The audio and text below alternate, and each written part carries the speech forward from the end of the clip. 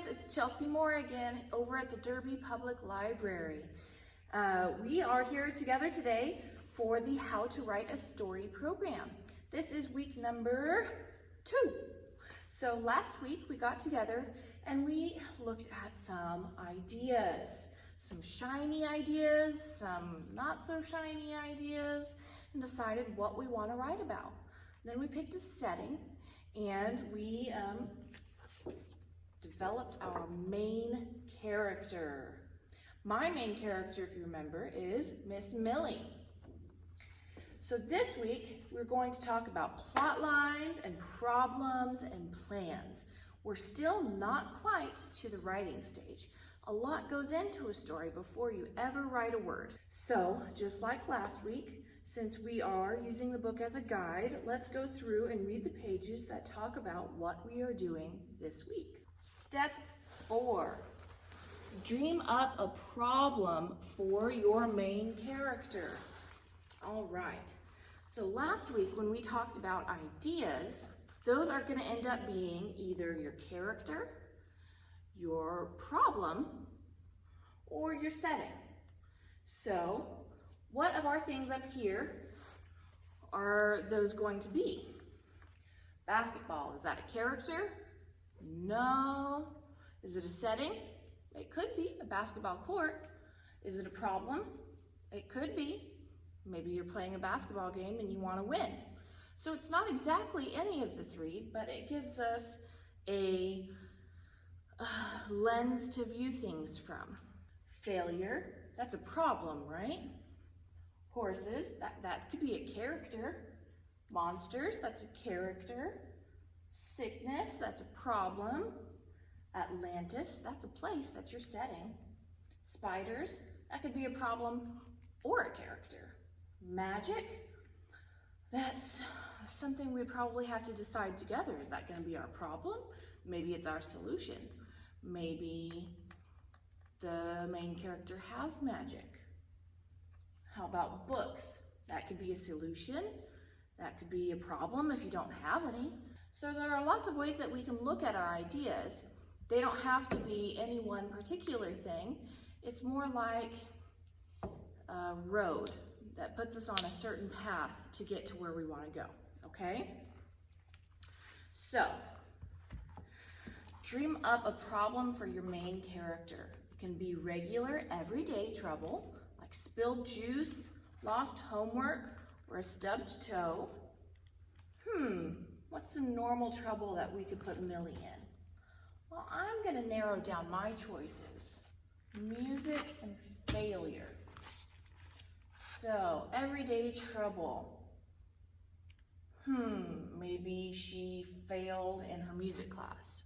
Or maybe she is having trouble writing a song. Or maybe there's a talent show that she wants to be in and she's having problems with the talent show somehow. Okay? Or it could be something a bit more adventurous. Well, my main character, Millie, said she's afraid of bunnies. So maybe her problem is giant killer bunnies or something crazy and unrealistic. Step 5. Now it's time to plan your story. Start with something exciting. So for Millie, something exciting could be a talent show or a battle of the bands or something a bit more extraordinary like giant killer bunnies. This person, you remember she made her character into a mermaid.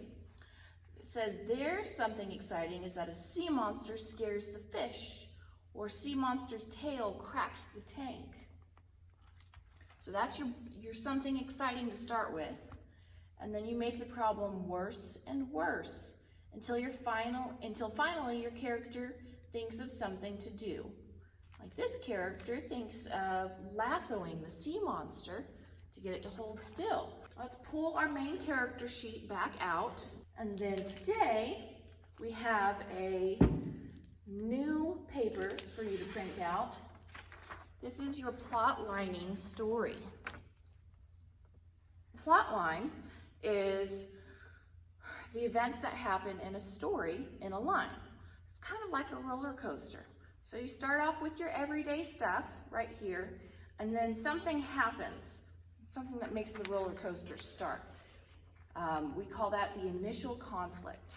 So for the person in our story, that was when the sea monster appeared.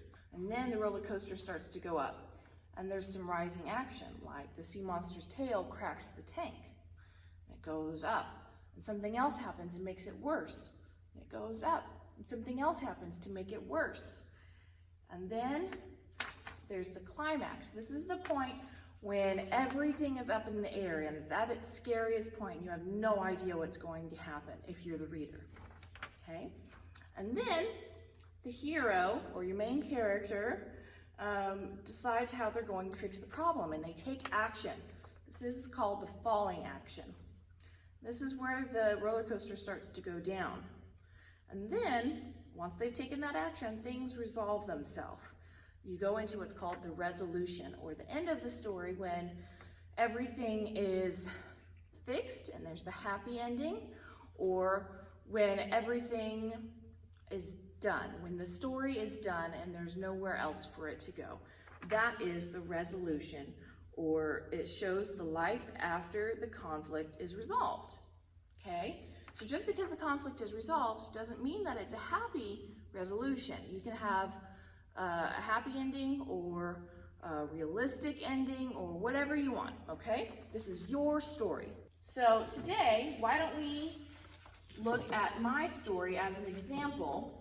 I want you to keep your own stories in the back of your head and think, what would I do if that was my character? Or what would my character do if that happened to them, okay? And then when we're done with this, go ahead and look at your story and see if, when you're ready, you can come up with some problems to throw at your character.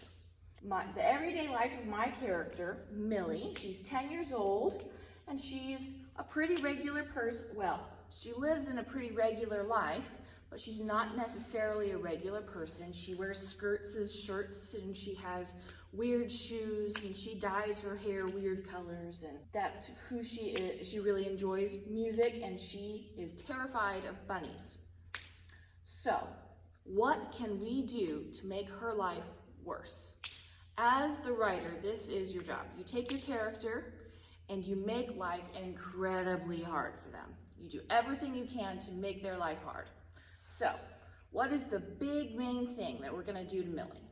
I think that her school is going to put on a talent show, and her principal or her guidance counselor or somebody is going to say that it's required. You have to perform in the talent show. And that's going to make her afraid of failing because she doesn't know what to do. So, under everyday activity right here, I'm just going to put Millie's everyday life, and then initial conflict, the main problem. So what are we going to do to make it worse?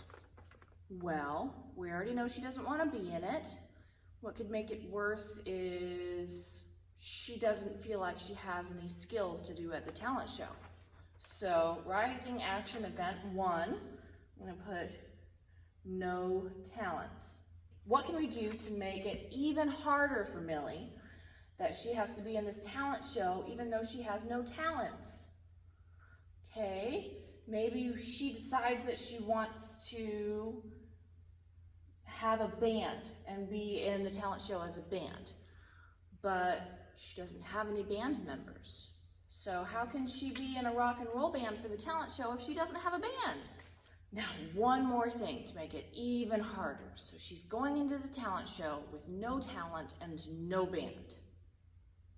What could make it harder? Somebody, like she gets to the talent show and somebody else has a bunch of bunnies doing a pet performance, and she's afraid of bunnies. Millie's at the talent show with no talent and no band, and there are bunnies in line before her, and she's shaking like a leaf on a tree. So, most suspenseful moment is when Millie walks on stage. What is she going to do?